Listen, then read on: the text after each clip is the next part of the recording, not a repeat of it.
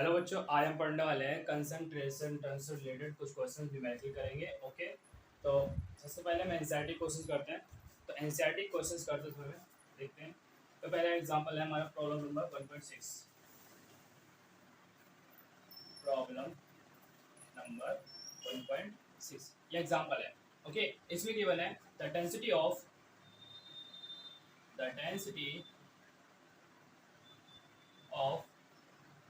3m solution of NaCl is 1.25 gram per ml. Okay, calculate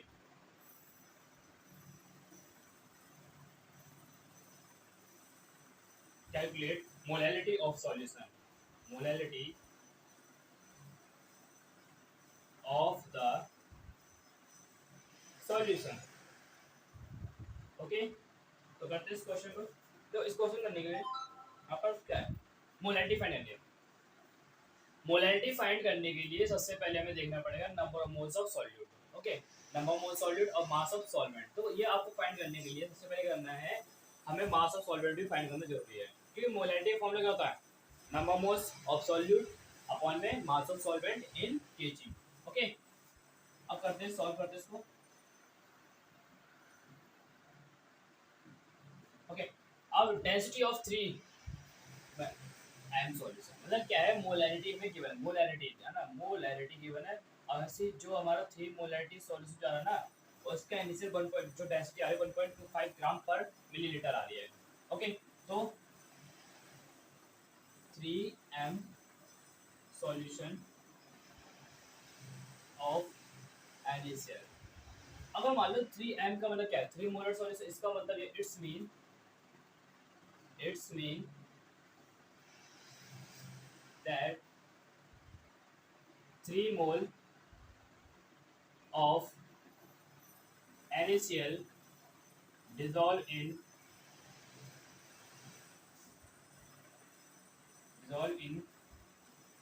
100 या 1 litre कर दो, 1 litre of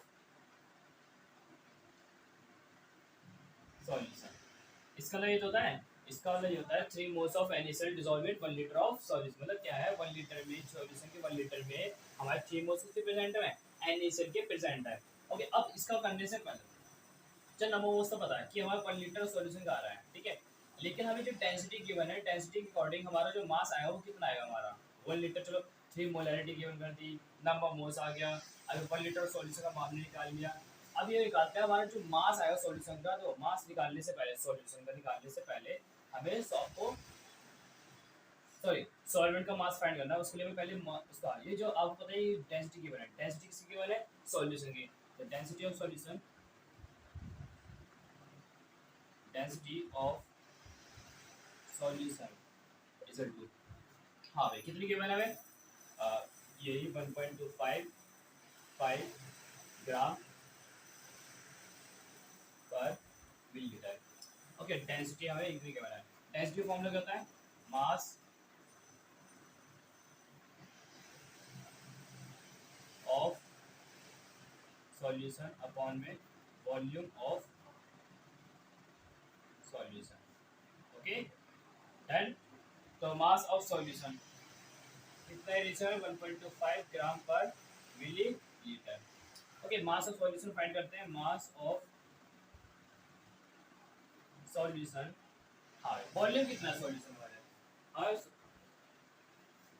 volume कितना है, वॉल्यूम हमारा है, इसे बोलते हैं 3 moles of NaCl dissolve in 1 litre of solution. 1 litre मतलब क्या है, 1000 मिलीलीटर। तो मिलीलीटर इसलिए ले रहा हूँ कि यहाँ पर क्या मिलीलीटर है, तो यहाँ पर हम क्या लेंगे, मिलीलीटर लेंगे। तो क्या गया 1000 मिलीलीटर। इसकी मल्टीप्लाई किसमें कर देंगे, 125 इसमें मल्टीप्लाई कर देंगे। क्या mass of solution, mass of solution equal to 1.25 into 1000। Okay done. इसकी मल्टीप्लाई इसमें करो कितना आएगा, 1250 आ गया मास आ गया ग्राम। ओके, तो हमारे सॉल्यूशन का मास आ गया। अब बात आती है सॉल्यूशन का मास निकाल दिया, सॉल्यूट का मास कितना आएगा, क्योंकि हमें सॉल्वेंट का मास चाहिए था। तो सॉल्यूशन का मास क्या होता है, solution mass of solution is equal to solute का मास प्लस सॉल्वेंट का मास। हमारा सॉल्यूशन मास, तो हमने सिंपल क्या करा, हमें एक गिवन था 3 मोलैरिटी, मोलैरिटी मतलब 3 मोलर सॉल्यूशन है। 3 इसका मतलब ये है कि 3 moles of NaCl, 3 mole of NaCl dissolve in 1 litre of solution, 1 litre of solution. इसका मतलब ये है कि जो सॉल्यूशन में वॉल्यूम है कितना 1000 मिलीलीटर है। तो हमें डेंसिटी के फॉर्म से क्या है, density of solution equal to कितना 1.25 ग्राम पर मिलीलीटर। तो डेंसिटी के फॉर्म में क्या होता है, मास ऑफ सॉल्यूशन अपॉन में वॉल्यूम ऑफ सॉल्यूशन। तो मास ऑफ सॉल्यूशन तो पता नहीं है हमें, वॉल्यूम ऑफ सॉल्यूशन कितना हमारा 1 litre, that is 1000 millilitre, 1000 millilitre. अब 1000 मिलीलीटर इस यहाँ पे मल्टीप्लाई करके कितना आ गया हमारा 1250 ग्राम आ गया। तो मास ऑफ सॉल्यूशन आ गया। हाँ ओके, आगे करते हैं नेक्स्ट। यहाँ पर बहुत सारा था। तो सोल्यूट, अब सोल्यूट कितना प्रेजेंट है हमारा 3 मोल, 3 मोल प्रेजेंट है। अच्छा 1 मोल अगर NaCl का मास निकाल लिया तो 3 मोल की निकाल लेंगे। तो मास ऑफ मोल का फॉर्मूला क्या होता है, नंबर ऑफ मोल, चलो निकाल देते हैं, मास ऑफ 3 मोल NaCl। अच्छा 1 मोल NaCl का मास कितना होता है, सोडियम कितना होता है 23 प्लस Cl कितना होता है 35.5, कितना, ये तो 1 मोल का है, कितने करना है 3 मोल करना है, तो मल्टीप्लाई 3 कर दी। तो बताओ कितना आएगा, इसको पहले ऐड करो कितना आएगा, ये आएगा हमारा 3 5 प्लस 3 8 और ये आ गया 3 प्लस 2 5, 58.5 इंटू 3 कितना गया आंसर, 3 5 15, 3 8 24, 24 25 और 3 5 15 और ये 17, ये हमारा ग्राम पर इतने ग्राम प्रेजेंट है हमारा। ओके, ये हमारा 3 मोल का आ गया। ओके, 1 मोल क्या होता है, जनरली जो मोलर मास होता है वो क्या होता है, मोलर 1 मोल का मास होता है। हमें निकालना है कितना 3 मोल का, 3 मोल निकालेंगे। तो सॉल्वेंट का मास ये आ रहा, सॉल्यूट का मास ये रहा, तो मास ऑफ सॉल्वेंट कितना रहा, मास ऑफ सॉल्वेंट, तो सॉल्यूशन का मास कितना है 1250 माइनस 175.5। ओके, तो मल्टीप्लाई करो कितना, वो सॉरी माइनस करो कितना आएगा 10 माइनस 5 5 पॉइंट और 9 माइनस 5 4 और 40 माइनस 7 7 11 माइनस 1 10, ये आ गया हमारा मास ऑफ सॉल्वेंट। अब मास ऑफ सॉल्वेंट हमारे चलेंगे लिया, तो निकालते हैं molarity, molarity molarity is equal to mole, number of mole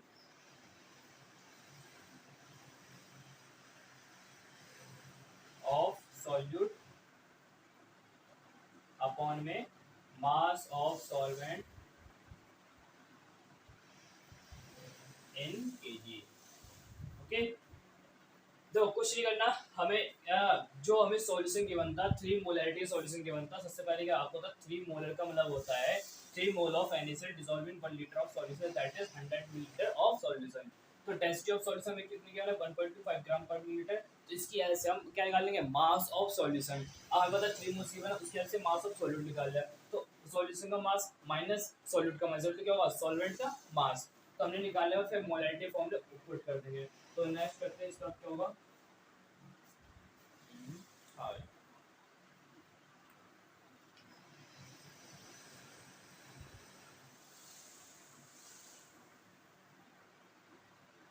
okay, तो मोलैरिटी, मोलैरिटी मतलब स्मॉल m। ओके, तो number of mole of solute, number of mole of solute कितना प्रेजेंट है हमारा 3 mole. Mass of solvent in kg, mass of solvent कितना हमारा 1074 ग्राम। इसको kilogram में कन्वर्ट करेंगे तो कितना आएगा 1.0745 किलोग्राम। अब इसे डिवाइड कर देंगे तो आपकी कितनी मिलेगी, मोलैरिटी आएगा, तो इसको आंसर आएगा वहाँ पर 2.79 मोलैरिटी।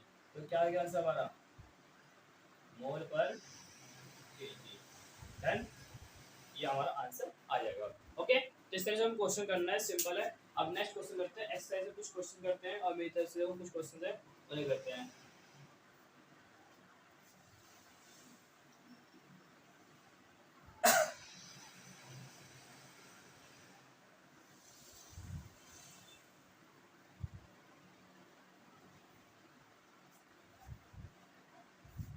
हाँ भाई चलो एनसीईआरटी क्वेश्चन करते हैं, एनसीईआरटी एक्सरसाइज सॉल्व करते हैं।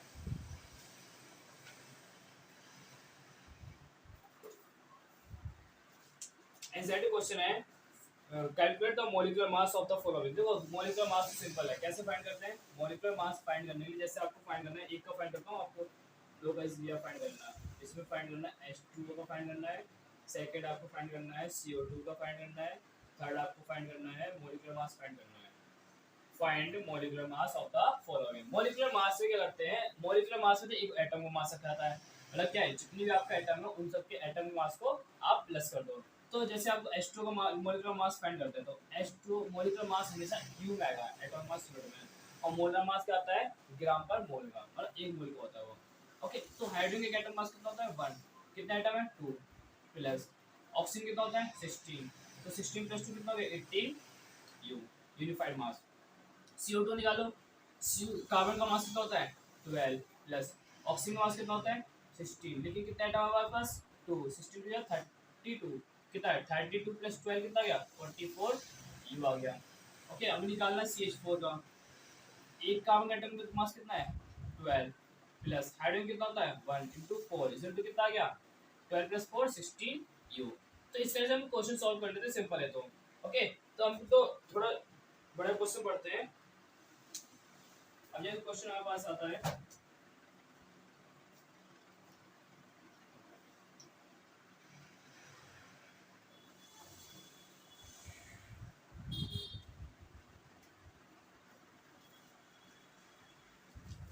ये क्वेश्चन हमारे पास, calculate the mass percent of different element present in sodium sulphate. Sodium sulphate में जितने भी एलिमेंट प्रेजेंट है उन सबका फाइंड करना है, क्या? मास परसेंटेज फाइंड करना है। अब बात ये आती है मास परसेंट फाइंड करने के लिए हमें तो मास पता होना चाहिए। चलो हम क्या होता है अब बताएं, सिंपल बताएं, मास परसेंटेज फाइंड करना है। तो मास परसेंटेज इसका ही सोडियम का फाइंड करना है, सल्फर का फाइंड करना है, ऑक्सीजन फाइंड करना है। सबसे पहले फाइंड करते हैं किसका? सोडियम का। Mass percentage of sodium. अब सोडियम का मास परसेंटेज, सोडियम पहले ऊपर क्या कहेंगे? मास ऑफ सोडियम, नीचे क्या कहेंगे? Mass of total. Okay, total molecule जितना भी मोलर मास आएगा। ओके, तो करते हैं। तो सोडियम के एटम का मास कितना होता है? 23। तो लेकिन कितना है हमारे? 2। तो 23 × 2 कितना होगा? 46 EMU। अब टोटल करते हैं, तो टोटल कितना है? 23 × 2 कितना होगा? 46 प्लस सल्फर कितना होता है? 16 32 प्लस ऑक्सीजन कितना होता है? 16 16 4 क्या? 64। तो इसको जब आप और क्या इंटू 100, तो हमारा क्या आ गया आंसर? 46 अपॉन में 46 + 32, 6 + 2 8, 8 + 4 12, और 6 + 3 9, 9 + 4 13, 13 14 इंटू 100। अब कुछ नहीं करना, अब आपको बस डिवाइड करना है, आपका आंसर आ जाएगा। सेम टू सेम अगर आपको सल्फर फाइंड करना है तो ऊपर सल्फर मास रखेंगे, नीचे टोटल मास। ऑक्सीजन फाइंड करना है तो टोटल ऑक्सीजन मास रखेंगे, नीचे total mass of the molecule. Okay, simple है। नेक्स्ट करते हैं। नेक्स्ट हमारा जैसे आता है डिटरमाइन, अच्छा एम्पिरिकल फॉर्मूला। अच्छा एम्पिरिकल फॉर्मूला तो हमने सिखा देते हैं। अब आता है calculate the amount of carbon dioxide that could be produced when 1 mole of carbon is burned in air. जब आप पूछे amount of carbon dioxide,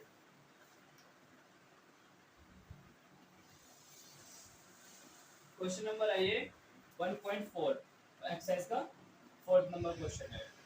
okay, तो ये क्वेश्चन है calculate the amount of the carbon dioxide that could be produced when, इसके first question है when 1 mole of carbon is burned in air. उसको आपको कार्बन डाइऑक्साइड की अमाउंट फाइंड करनी है। तो 1 मोल कार्बन को एयर में आप बर्न कर रहे हो तो ऑक्सीजन की प्रेजेंस में क्या बनेगा? CO2 बनेगा। तो किसको करना है? 1 मोल को बर्न करना है, पूरी कंप्लीटली रिएक्शन रहेगी। तो मतलब सिंपल सी बात है, इसके डिपेंड करेगी, इस पे डिपेंड कर रही है इसके मोल। अब 1 मोल इसका 1 मोल प्रोड्यूस कर रहा है, तो इसका 1 मोल प्रोड्यूस कर रहा है, तो हमें पता है इसका देखो सिंपल है, कहते हैं number of moles of this इसके बराबर होगा। तो इसका एक मोलर मास कितना होगा? एक मोल बना रहा है, तो इसका क्या हो? जो भी मोलर मास का आएगा वो इसका मोलर मास आएगा, वो सेम आएगा। तो कार्बन क्या आता है 12, इसमें कितना आएगा, इसका मोलर मास देख लो, 1 मोल में कितने मोलर मास होते हैं, सिंपल बात है, 1 मोल बना रहा है, अगर 2 मोल आता तो इसका मोलर मास जो भी आता है उसको 2 से मल्टीप्लाई करते हैं। कार्बन 68 12 प्लस 62 32 प्लस 44 ग्राम बनाएगा, क्योंकि एक मोल में हमें पता है एक मोल से एक मोल बन सकता है, तो 1 मोल में कितने परसेंट होते हैं 12 प्लस 32, अगर आपका आंसर यहाँ पर 2 आता, लेट्स से अगर हम यहाँ पर 2 मोल करते तो क्या होता, यहाँ पर 2 बनता और यहाँ पर भी क्या था 2 आता, क्योंकि 1 मोल प्रोड्यूस करे, 2 मोल प्रोड्यूस करेगा, तो हमारा जो आंसर है 1 मोल का इंटू 2 कर देते हैं, क्या आता 18 ग्राम आ जाता।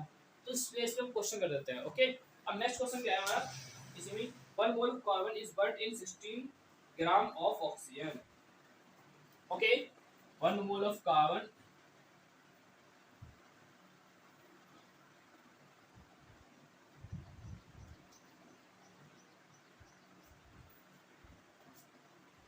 कार्बन कितना हमारा 1 मोल।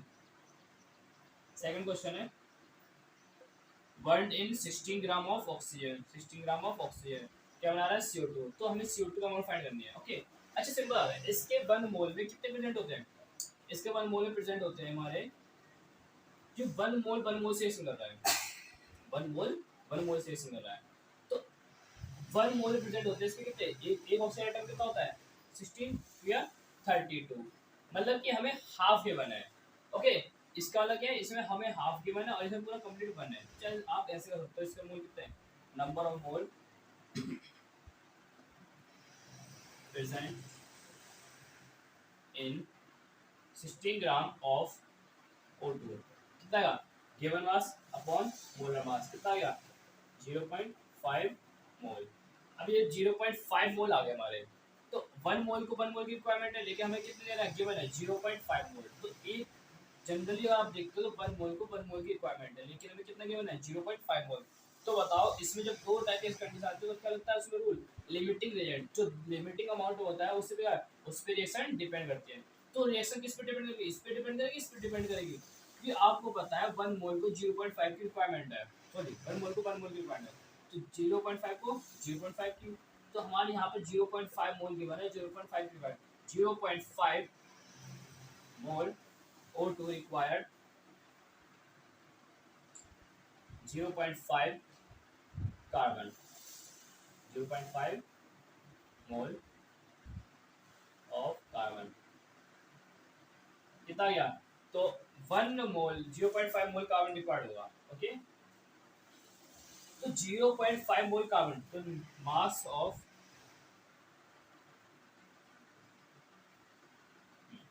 तो 0.5 को 0.5 की रिक्वायरमेंट है, तो आप पता है इसका एक मोल बना रहा है, तो 0.5 मोल कितना आएगा 0.5 मोल बनाएगा 0.5 मोल of to produce CO2 equal to 0.5 mole of CO2।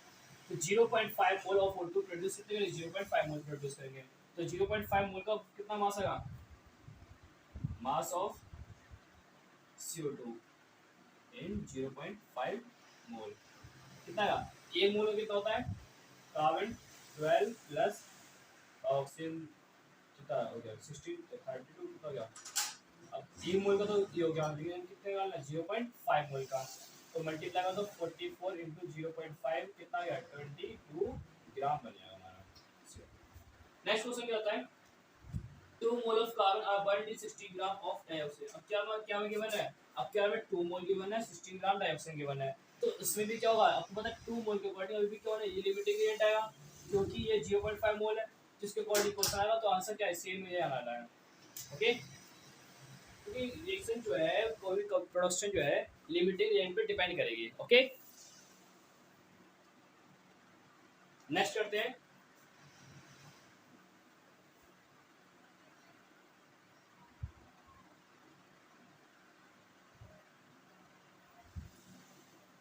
Fourth question हो गया। अब देखते हैं fifth question, calculate the mass of sodium acetate required to make 500 ml of 0.375 molar aqueous solution, molar mass of sodium acetate is here। हमें mass of sodium acetate find करना है, calculate the, देखो question number 5 है, सबके पास NCERT है, question देख लेना, question number 5 इसमें बोला है calculate the mass of sodium acetate, calculate the mass of sodium acetate, mass of sodium acid का फॉर्मूला क्या होता है CH3COONA, ठीक है, ये फाइंड करना है। Required to make 500 ml of, okay, हमें required to make 500 ml of 0.375 molar aqueous solution, मतलब क्या है, वॉल्यूम हमें गिवन है 500, जब कितने अमाउंट की रिक्वायरमेंट होगी, जो वॉल्यूम बन जाए, वॉल्यूम ऑफ सॉल्यूशन कितना बन जाए, वहाँ बन जाए 500 ml बन जाए, ओके, और कितनी मोलैरिटी का बन जाए, मोलैरिटी के बना उसने 0.375 मोलैरिटी, मोलर, ठीक, molar mass of sodium acetate is 82.025, okay, molar mass of sodium acetate result कितना है 82.0245 ग्राम पर मोल, ये हमें क्या गिवन है, मोलर मास। हमें फाइंड करना मास ऑफ, दो सबसे पहली बात क्या है कि हमें देखो क्या क्या गिवन है, वॉल्यूम गिवन है, मोलैरिटी गिवन है, सिंपल है, ये भी गिवन है, मोलैरिटी गिवन है, वॉल्यूम गिवन है, अब क्या है, हमें क्या है, मोलर मास गिवन है, फाइंड करना है मास ऑफ सॉल्यूट, सिंपल है। तो आप बता मोलैरिटी फॉर्म लगाओ, molarity is equal to number of mole of solute upon में volume of solution, volume of solution in litre, okay, in litre. तो आपको पता मोलैरिटी कितनी गिवन है 0.375, 0.375, ओके, नंबर ऑफ मोल्स हमें पता नहीं है, तो इसकी हेल्प नंबर ऑफ मोल्स को ब्रेक कर लेंगे, किसमें, given mass upon molar mass, तो हमें वही तो फाइंड करना है, मास ऑफ CH3, ओके, चलो इसको बाद में करते हैं, number of moles litre, volume, अच्छा वॉल्यूम सॉल्यूशन जो है मिलीलीटर में गिवन है, इसको लीटर में कन्वर्ट करने के लिए क्या करेंगे 500 अपॉन में 1000 से डिवाइड कर देंगे, कितना का 0.5 लीटर, तो क्या अपॉन में 0.5, तो इसकी डिवाइड मल्टीप्लाई यहाँ कर दो, नंबर ऑफ मोल्स कितना आ गया 0.375 इंटू 0.5 इज इक्वल टू कितना आ गया हमारा, मल्टीप्लाई करते हैं 5 5 से 25, 5 7 से 35, 75 35 प्लस 2 7 37, 5 3 से 15 और 15 और 18, तो डेसिमल 3 0.18, ये आ गया नंबर मोल्स। नंबर मोल्स क्या होता है, वेट इन ग्राम अपॉन में molar mass, weight in gram upon में molar mass is equal to 0.1875, हाँ मोलर मास कितना होता है हमारा, मोलर मास हमें गिवन दिया है कितना 82 हो गया था, तो सारा गिवन है सब कुछ, तो कितना हमारा 82.0245 इज इक्वल टू 0.1875, तो वेट कितना आ गया हमारा 0.1875 इंटू 82.0245, इसको कैलकुलेट करना, आपका क्या जाएगा, mass of sodium acetate find हो जाएगा, okay done, that's it. Next question करते हैं,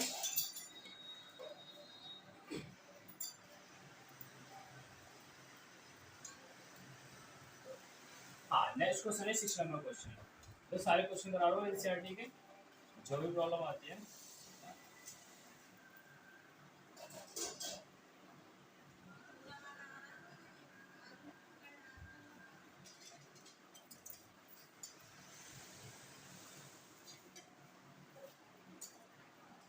क्वेश्चन है calculate the concentration of nitric acid in mole per litre in a sample which has a density, okay, हमें फाइंड करनी है concentration of nitric acid, calculate the concentration of nitric acid in mole per litre, mole per litre में जब concentration जो होती है, मोल per litre किसकी unit होती है, मोलैरिटी की, मतलब हमें मोलैरिटी फाइंड करनी है, मोलैरिटी, क्वेश्चन मार्क, क्यों मोल पर लीटर किसकी होती है, मोलैरिटी की होती है, okay, in a sample which has a density कितनी गिवन है हमें, डेंसिटी, तो डेंसिटी सॉल्यूशन है किसकी है, ओके, डेंसिटी सॉल्यूशन के में गिवन है gram per millilitre 1.41, density of solution equal to 1.41 gram per millilitre, okay, gram per millilitre.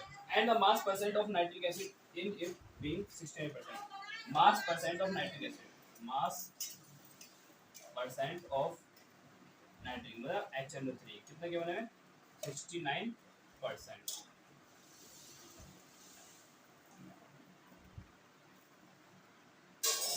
Okay, तो क्वेश्चन करने के लिए तो सबसे पहले बात करें मोलैरिटी फाइंड।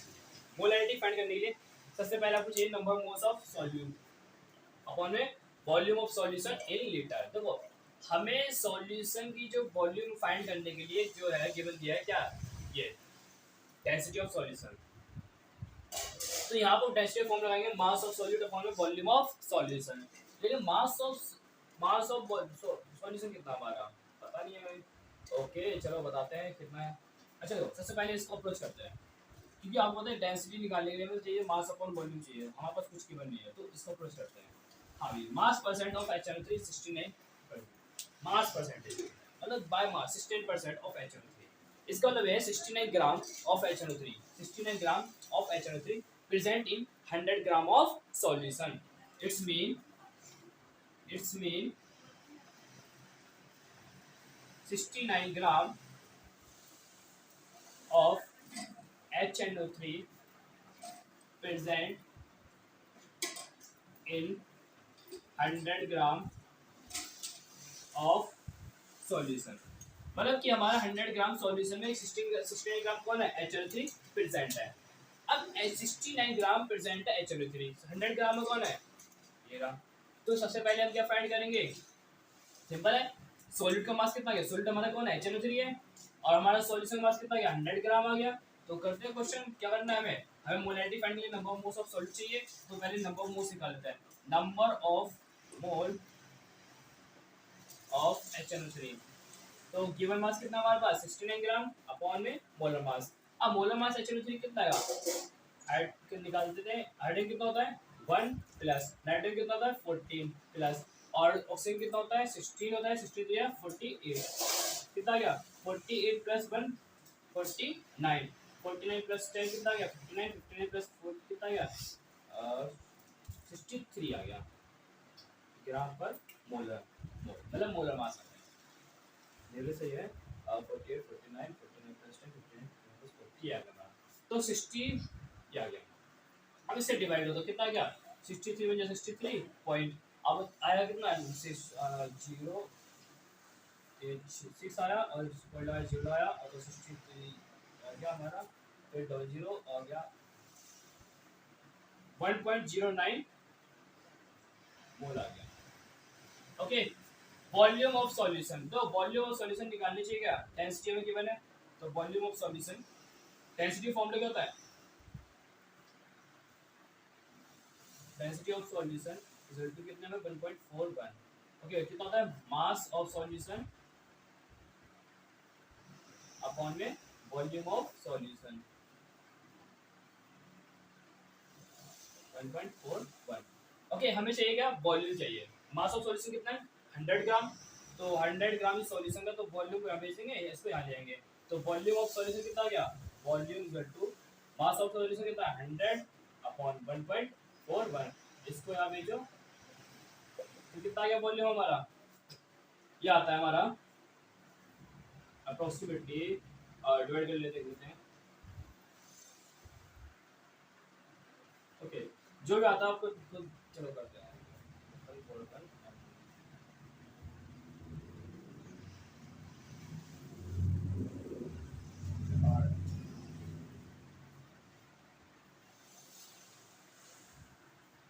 7 टाइम्स आएगा पहले, तो 7 टाइम्स जब जाएगा तो हमारा अच्छा ये देखो हमारा जो वॉल्यूम है मास वॉल्यूम जो लिखा जाएगा मीटर में आएगा, ओके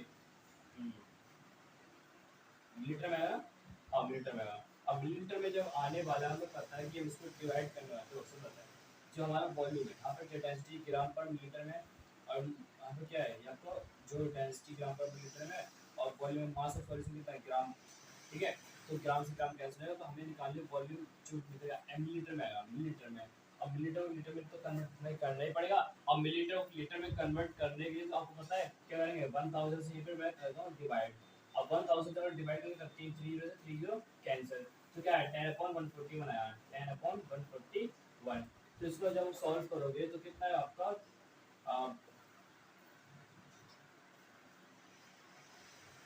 141, 10 डिवाइड होगा नहीं 0.0 आया, अभी डिवाइड होगा 0 आया 0 आया, तो 0.07 लीटर आएगा, मतलब समथिंग नहीं आएगा आपका।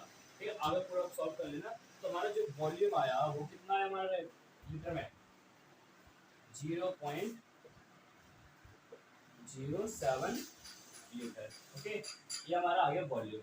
तो आपको पता है मोलैरिटी फाइंड करनी है, मोलैरिटी फॉर्मूला क्या होता है, molarity equal to number of moles of solute, solute के मोल कितना हमारा 1.09 अपॉन वॉल्यूम ऑफ सॉल्यूशन कितना है 0.07। आपका क्या आ गया, आपका आंसर आ गया। इसको डिवाइड करना, 7 से 0 से 0 का डेसिमल जब हो गया तो इसको बड़ा डिवाइड हमने क्या 7 में 7 और क्या बचा 7 5 35 4 क्या है मोल पर आंसर। ओके डन, इस तरह से क्वेश्चन कर लेंगे। अब देखते हैं नेक्स्ट 7 नंबर क्वेश्चन, और जो क्वेश्चन रहेंगे उन्हें हम कल कराएंगे, ठीक है ना, नेक्स्ट लेक्चर में।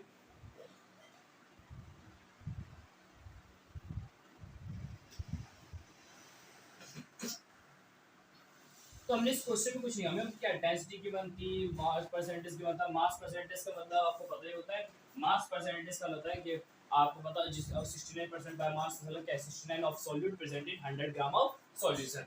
ओके, और हमें क्या डेंसिटी की बनती है, लेकिन अपने मास परसेंटेज हमें सॉल्यूट का मास पता किया था और सॉल्यूशन का मास, तो सॉल्यूशन का मास से निकाला, डेंसिटी के फॉर्मूले से लगाया वो निकाला, वॉल्यूम वॉल्यूम निकल गया, और मास हमें पता था सॉल्यूट, उससे मोल्स निकाले, number moles of solute upon volume of solution in litre, it is called molarity. Okay, अब नेक्स्ट क्वेश्चन आता है हमारे पास, ये है क्वेश्चन 1.77 नंबर क्वेश्चन है, how much copper can be obtained from 100 gram of copper sulphate. Okay, मतलब कहने का मतलब ये है कि जो 100 ग्राम कॉपर सल्फेट को 100 ग्राम का कॉपर सल्फेट है 100 ग्राम, इसको अगर डिकम्पोज कराएंगे तो हमें इसे कितने कॉपर मिलेगा, सिंपल सी बात है 100 ग्राम है यहाँ पास। अब बताइए इसमें नॉर्मली, चलो बात तो देखेंगे 100 ग्राम है, ठीक है, ये राइस का मोलर मास कितना होता है, इसका मोलर मास कितना होता है हमारा, total molar mass of CuSO4। Okay, तो इसका मोलर मास कितना है हमारा, तो इसका मास कितना होता है 59 समथिंग होता है, और प्लस सल्फर कितना होता है 32, प्लस ऑक्सीजन कितना होता है 64 या 64 हो गया, तो इसको ऐड करो कितना 4 + 2 6 6 + 9 15, और 6 + 3 9 9 + 5 14 14 और +1 15, या ग्राम पर मोल। ओके देन, तो अब हमारे इसका लग गया है 155 ग्राम पर, मतलब क्या पर मोल है साथ से। अब 155 ग्राम में देखोगे तो वहां 59 बना रहा है, कॉपर आना है 155 ग्राम ऑफ CuSO4, इतनी ग्राम में कॉपर कितना होगा 59 CuSO4 कंटेन कॉपर, कितना कॉपर कर रहा है कंटेन 59 ग्राम।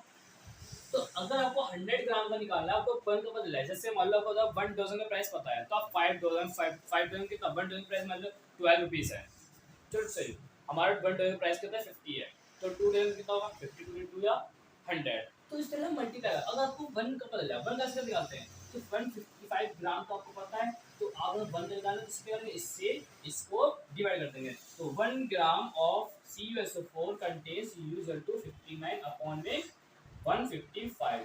अब 1 ग्राम हो गया, 100 ग्राम क्या करेंगे 100 से multiply, 100 gram of copper sulphate contain 59 upon 155 into 100, ये क्या हमारा कॉपर की अमाउंट आ जाएगी, 100 ग्राम में कितना कॉपर आपका प्रेजेंट है 100 ग्राम कॉपर सल्फेट में। ओके, नेक्स्ट आता है determine the empirical formula of an oxide of iron in which the mass percent of iron। Okay, हमें क्या है इसमें भी empirical formula फाइंड करना है, इंटीग्रल फार्मूला मॉलिक्यूलर फार्मूला, जो आपको पता है पीछे हमने क्वेश्चन आया था 2-3 न्यूमेरिकल का आए थे इससे रिलेटेड, वही सेम टू सेम कंडीशन लगानी है और कुछ नहीं करना है। अब नेक्स्ट क्वेश्चन है calculate the atomic mass of chlorine using the following data. तो क्वेश्चन क्या है,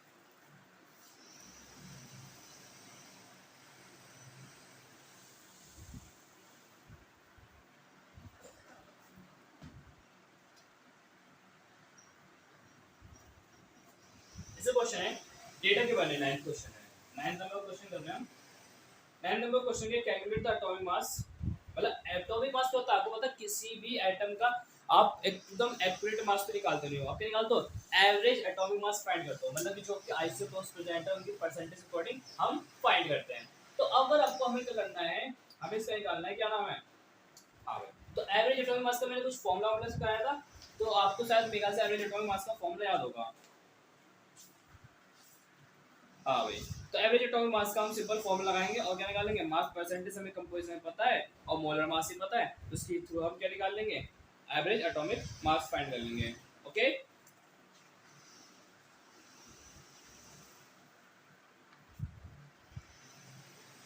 और है ना सबको, क्या होता है फॉर्मूला,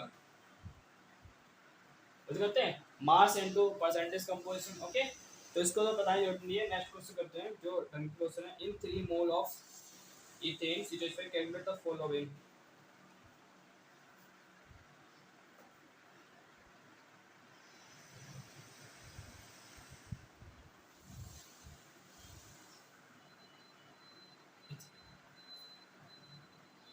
तो इसको बाद में देखेंगे, सबसे पहले आप यहाँ पर इसके C2H6 C2H6 इसके एक मॉलिक्यूल में कार्बन कितने चमक रहा है, 2 कार्बन है, हाइड्रोजन कितने हैं, 6 हाइड्रोजन है।